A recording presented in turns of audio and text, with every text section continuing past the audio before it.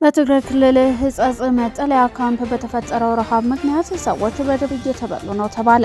የእርሻ ማሳ ውስጥ እየገባ ዝሆን የ76 ዓመቱን አዛውንት ህይወት ሲያጠፋ በአንድ ሰው ላይ ጉዳት አደረሰ። የአየር ጸባይ ለውጥ በደሴና አካባቢው የደረሱ ሰብሎችን አወደመ። በህንድ 187 ሰዎች ለሚፈለጉበት የስራ ዘርፍ 8000 ሰዎች ለስራ ፈተና መቀመጣቸው አነጋጋሪ ሆኗል። አብራችሁን ቆዩ።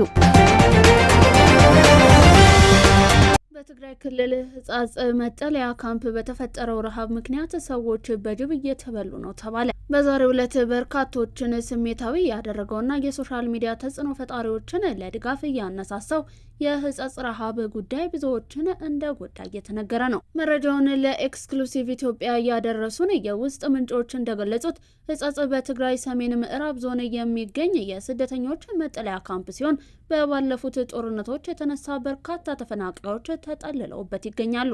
እነዚህ ተፈናቃዮች በስፍራው መኖር ከጀመሩ 6 ዓመታት የተቆጠሩ ሲሆን በመጠለያው ሸራ ማርጀትና በረሃብ የተነሳ ጅብ በየቀኑ በቀላሉ እየገባ የደከሙትን እየበላና እያቆሰለ ይገኛል። እስካሁን ድረስ 2 ሰዎች በጅብ የተበሉ ሲሆን አንድ ሰው በመቀሌ አይደር ሆስፒታል በተደረገለት ሕክምና በማገገም ላይ ይገኛል ተብሏል። አንደኛው ግን በጅቦች ተበልቶ ህይወቱ አልፏል። ረሃቡ ክፉኛ በተፈጠረበት ህጻጽ ካምፕና በሌሎችም መጠለያዎች በሚሊዮኖች የሚቆጠሩ ተፈናቃዮች አሉ ተብሏል። የውስጥ ምንጮቻችን እንደገለጹት ከሆነ ጊዜያዊ አስተዳደሩ በበጀት እጥረት ሳቢያ ለእነዚህ ተፈናቃዮች መድረስ አለመቻሉ ታውቋል። ይህም ከፌዴራል መንግስት ጋር በመነጋገር እስካልተፈታ ድረስ ችግሩ መቀጠሉ አይቀርም ተብሏል። የእርሻ ማሳ ውስጥ እየገባ ዝሆን የ76 ዓመቱን አዛውንት ህይወት ሲያጠፋ በአንድ ሰው ላይ ጉዳት አደረሰ።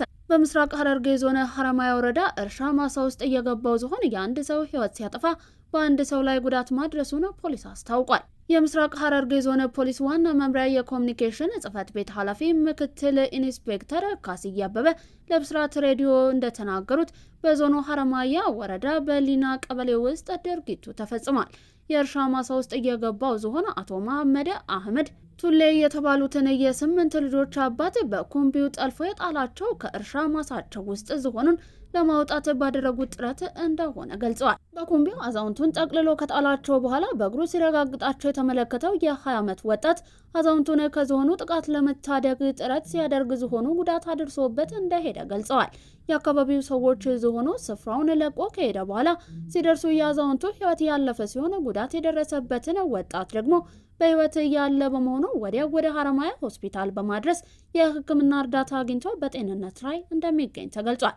ዝሆኖች አንዳንዴ ከባብሌ ፓርክ በመውጣት በሰብል ላይ ጉዳት የሚያደርሱ ሲሆን ይህንኑ ለመከላከል በሚደረገው ሙከራም በሰው ላይ ጉዳት እንደሚያደርሱ ምክትል ኢንስፔክተር ካስዬ አበበ ጨምረው ገልጸዋል። የአየር ጸባይ ለውጥ በደሴና አካባቢው የደረሱ ሰብሎችን አወደመ። በተመሳሳይ በደሴ ዙሪያ ወረዳ በተለይም በደረባና በአደር ቀበሌዎች ታህሳስ 11 ቀን ከቀኑ 9 ሰዓት ጀምሮ በረዶ ቀላቅሎ በጣለው ከባድ ዝናብ በደረሱ ሰብሎች ላይ ከፍተኛ ውድመት ማድረሱን የወረዳው ግብርና ልማት ጽሕፈት ቤት አስታውቋል።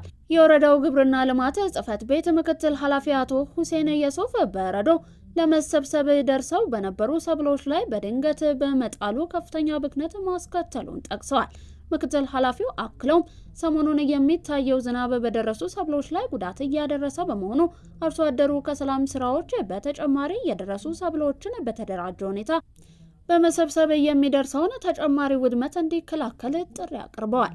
ታዋቂው ቢሊዮነር ኤለን መስክ የሰው ሰራሽ አስተውሎትና የሮቦቲክስ ቴክኖሎጂ እድገት ወደፊት ድህነትን ሙሉ በሙሉ እንደሚያጠፋና ሰዎች ለወደፊት ህይወታቸው የሚያደርጉትን የገንዘብ ቁጠባ አስፈላጊነት እንደሚያስቀረው ገልጿል። ማስክ በቅርቡ በኤክስ ገጻቸው ላይ ባሰፈሩት መልእክት ወደፊት ሁለንተናዊ ከፍተኛ ገቢ የሚባል ስርዓት እንደሚመጣ ተንብየዋል።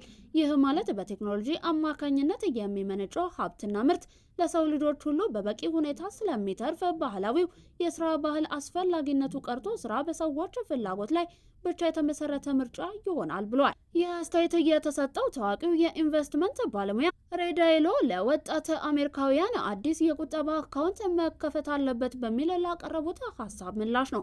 ማስክ የሬዳይሎን ሀሳብ በጎ ቢሆንም ቴክኖሎጂው ግን ህብረተሰቡ ስለ ገቢ፣ ስለ ስራ እንዲሁም ስለ ፋይናንስ ዋስትና ያለውን አመለካከት መሰረታዊ በሆነ መልኩ እንደሚቀይረው አጽንኦት ሰጥቷል።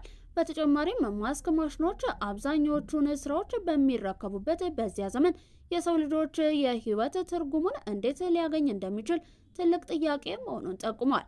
ቴክኖሎጂው መሰረታዊ ፍላጎቶችን ከማሟላት ባለፈም ለሁሉም ሰው የተትረፈረፈ ህይወት እንደሚያመጣ ቢገልጹም ተቺዎች ግን ይህን ቴክኖሎጂ የሚያመጣው ሀብት ፍትሃዊ በሆነ መንገድ ለሁሉም ስለመድረሱ ጥርጣሬያቸውን እየገለጹ ይገኛሉ። በህንድ 187 ሰዎች ለሚፈለጉበት የስራ ዘርፍ 8000 ሰዎች ለስራ ፈተና መቀመጣቸው አነጋጋሪ ሆኗል። በህንድ ኦዲሻ ግዛት ለፖሊስ ድጋፍ ለሚሰጡ የጸጥታ ኃይሎች 187 ሰዎች ብቻ ቢፈለጉም 8000 ያህል ሰዎች ለፈተና ተቀምጠዋል። ፈተናው በአውሮፕላን መንደርደሪያ አስፓልት ላይ የተሰጠ ሲሆን ምክንያቱ ደግሞ ተፈታኞች በጣም መብዛታቸው ነው ተብሏል።